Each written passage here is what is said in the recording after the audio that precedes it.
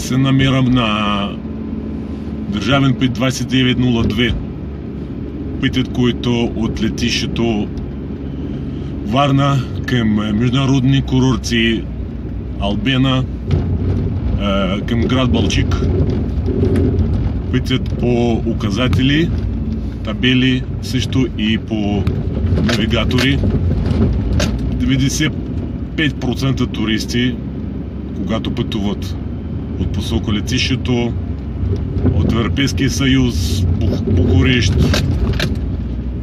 от София, минават по този път.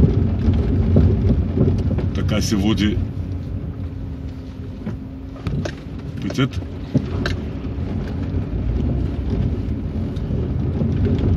Пътят в бедствено положение от години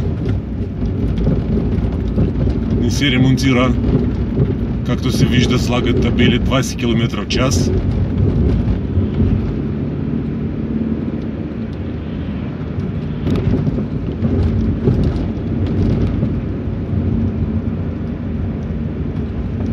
Това е 11 км, примерно в такова състояние.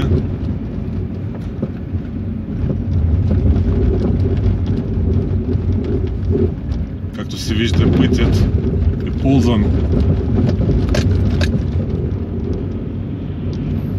от граждани доста.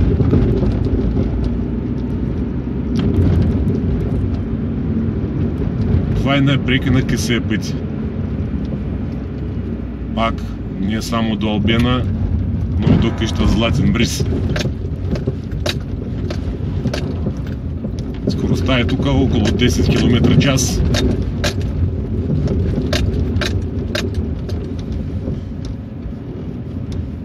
Има разбити коли, хора, които са скривени джанти.